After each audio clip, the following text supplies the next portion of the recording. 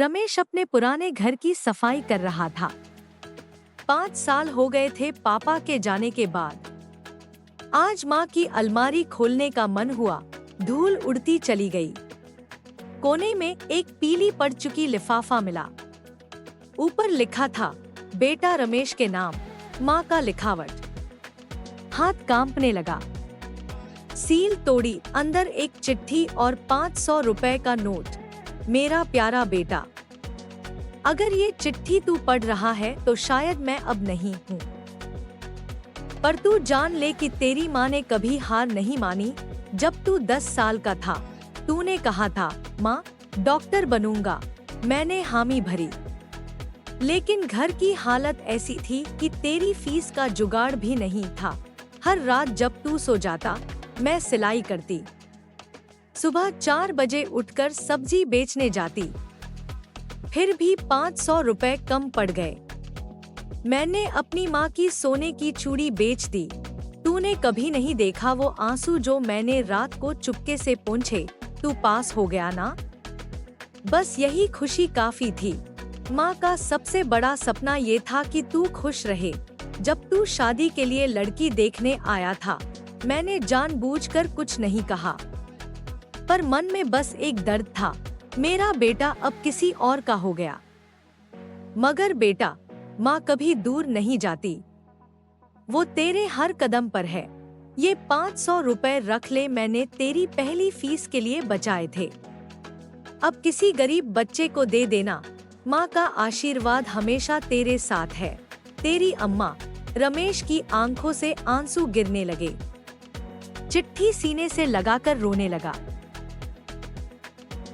रमेश को सब याद आने लगा। 10 साल की उम्र, माँ ने कहा था, बेटा तू पढ़ेगा तो हमारा नाम रोशन होगा। हर सुबह माँ चाय बनाती। स्कूल पहुँचने से पहले ही पापा की नौकरी चली गई थी। घर का खर्च माँ ही चलाती। रमेश को कभी भूख नहीं लगी। माँ पहले खुद को भूखा रखती। 12th के बाद इंजीनियरिंग। माँ ने कहा, बेटा तू सिर्फ पढ़, बाकी चिंता मत कर। रमेश को पता नहीं था कि माँ रात को आंखें भी नहीं सोती थी। शादी के बाद शहर चला गया। माँ ने कहा, जा बेटा, अपना करियर बना। हर महीने फोन करता, माँ सब ठीक है ना?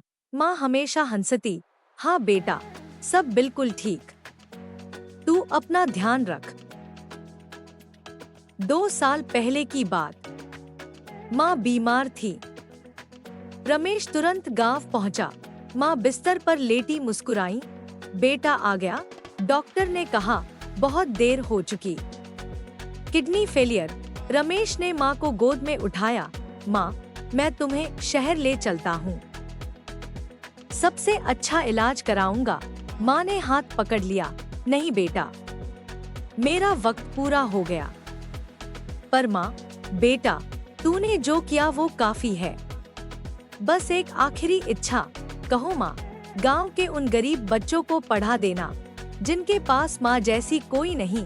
रमेश रो पड़ा। माँ ने आंखें बंद कर ली। अगले दिन माँ का अंतिम संस्कार। रमेश का बेटा रो रहा था, दादाजी नानी किधर गईं? रमेश के पास कोई जवाब नहीं था। आज चिट्ठी पढ़कर रमेश को एहसास हुआ, माँ ने कभी शिकायत नहीं की, न कभी अपने बलिदान का जिक्र किया। 500 रुपए को देखकर रोया। ये वो पैसे थे जो माँ ने सालों जमा किए थे। रमेश ने फैसला किया। अगले दिन गांव चला गया। सरपंच से मिला। गांव में गरीब बच्चों के लिए मुफ्त कोचिंग सेंटर खोलना है। नाम होगा अम्मा शिक्षा केंद्र। पहले दिन 15 बच्चे आए। रमेश ने कहा, तुम्हारी माँ बाप जो तुम्हारे लिए नहीं कर पा रहे, वो मैं करूँगा। हर शाम पढ़ाता, बच्चों को खाना खिलाता, किताबें देता। एक बच्चे ने कहा, सर आपकी माँ जैसी कोई नहीं।